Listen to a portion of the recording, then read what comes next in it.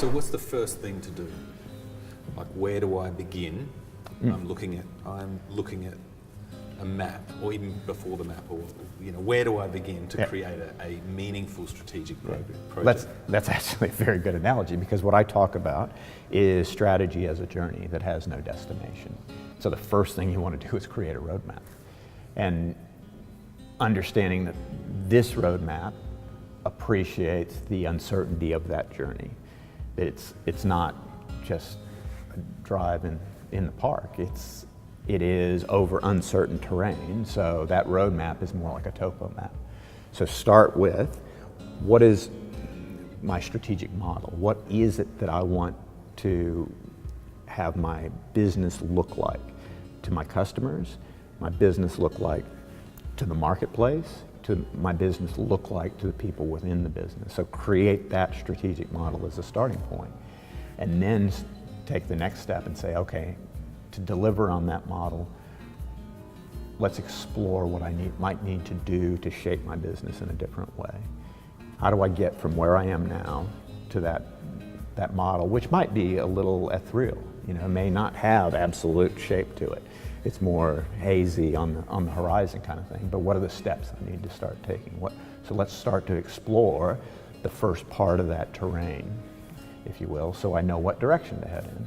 And let's create some very specific improvement opportunities, then get more specific around those improvement opportunities and say, okay, what projects would allow me to realize those opportunities?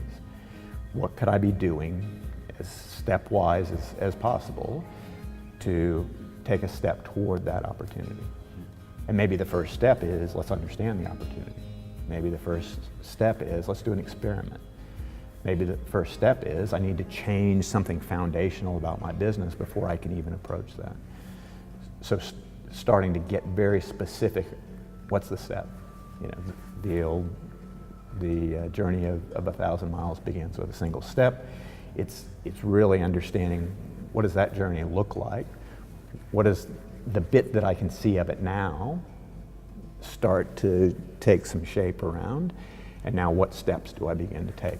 So I know what the next part of that journey might look like. Because that'll start to inform what the terrain ahead of you might be. So how do we know when we're in a strategic project? One of the things you want to make sure that you do is be absolutely intentional about when you're in a strategic project. So I believe what you want to create is a strategic roadmap that connects projects to the improvement opportunities that you see in the business or in the marketplace as relates to the business, to where you want to take your business from an overall strategic purpose.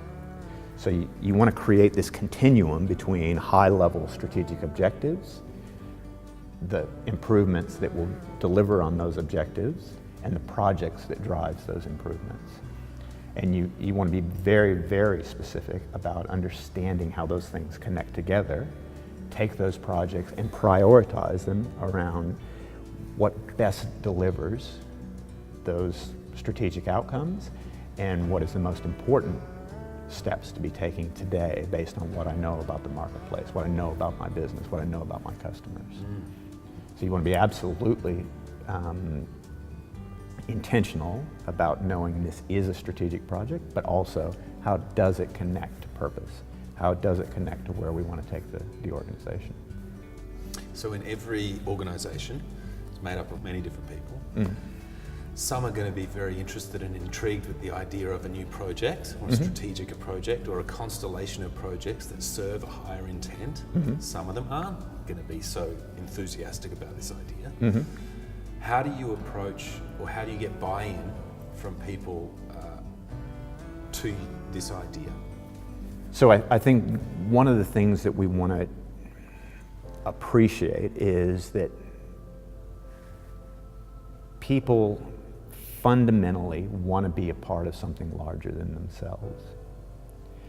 And so one of the things you have to tap into is that intrinsic motivation to be part of a larger purpose. You want to also ensure that they're in a position where, when made a part of it, they have some level of autonomy in how they shape that environment. So we want you to be a part of a project, and here's how it connects to making your workplace, your business, serving your customers better. Here's your role in that, and it's not just doing what you're told. You're not a cog in a machine.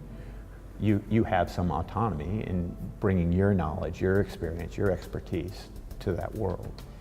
Suddenly they start to say, well, you know what, nobody's ever asked me before. Then give them the tools that allows them to do that well, and they start to see there's an opportunity to achieve against that higher level purpose. And what we know from behavioral research is the single greatest motivator in the workplace, particularly in a knowledge-based workplace, is progress. And it's not just any progress, it's meaningful progress. So if you've got a strategic project that you've said this is a high priority, you've equipped them with the tools to successfully deliver on that project, and it has a single outcome, so it's clear what you're trying to accomplish, and they start to see that meaningful progress against that goal, they want to do more. So it's this upward spiral that you create of not just for the individuals in that project team, but the people outside of it.